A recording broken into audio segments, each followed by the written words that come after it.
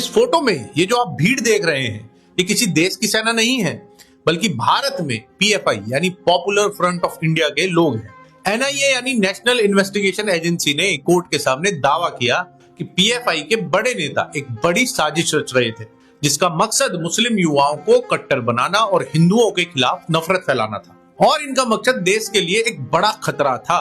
NIA के एक गवाह जो पहले इस पीएफआई का मेंबर हुआ करता था, उसने बताया कि उन्हें पीएफआई की क्लास में ये बताया जाता था कि अगर भारत और पाकिस्तान का युद्ध हुआ तो जब देश का ध्यान उत्तर यानी नॉर्थ में होगा, जब वे दक्षिण से हमला कर साउथ इंडिया पर कब्जा ले लेंगे। पीएफआई ने अपने सदस्यों को आईएसआईएस में शामिल होने और भारत में खिलाफत और शरिया कानून स्थापित करने के लिए उकसाया। वे हिंदू और मुसलमानों के बीच फूट डालने के लिए भाषण दे रहे थे। प्रचार यह किया जा रहा था कि मुगलों के शासनकाल में भारत इस्लामी था, लेकिन उनके पतन के बाद मुसलमानों की स्थिति बिगड़ गई। होम मिनिस्ट्री के हिसाब से पिछले कुछ सालों में पीएफआई के सदस्यों से कई बार आपत्तिजनक सामान बरामद हुआ है, जिसमें बॉम्ब बनाने के कागजों से लेकर भारत को एक इस्लामी राष्ट्र बनाने के कागज तक थे।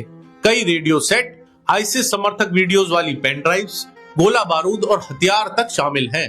पीएफआई भारत में 2006 से काम कर रहा था और इसके मेंबर्स पूरे भारत की 20 स्टेट्स में करीब 4 से 5 लाख लोग शामिल हैं। 2022 में इसको बैन किया गया, जिसमें रेड्स हुई तो इन पे से ये सब चीजें बरामद हुई। बावजूद इस बैन के भी केरला की सरकार ने तो इस पीएफआई की रैली को इजाजत भी दे दी थी, जबकि उन्होंने बजरंग दल की रैली को परमिशन तक नहीं दी थी। तो हालात देश की राजनीति के इस कदर खराब हो चुके हैं, पर अभी भी अपीजमेंट की पॉलिटिक्स थमने का नाम नहीं ले रही है। इन चीजों को काउंटर सिर्फ एक तरह से किया जा सकता है, जिससे चाहे स्टेट हो या सेंटर हो, दोनों जगह एक मजबूत सरकार हो जो आपको ऐसे खतरों से बचाने का काम करे, ना कि चंद वोट्स के लिए ऐसे लोगों को बढ़ावा दे। सही चुनाव बहुत जरूरी है, वरना आने वाला समय में सर्वाइवल भी नहीं है।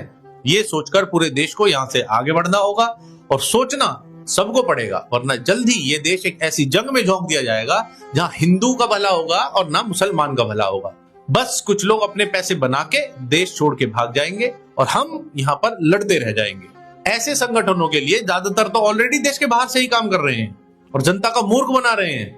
और सावधान रहें और ये जात पात के चक्कर में ना पड़े, वरना ना तो ये जात बचेगी और ना वो पात बचेगा। जय हिंद।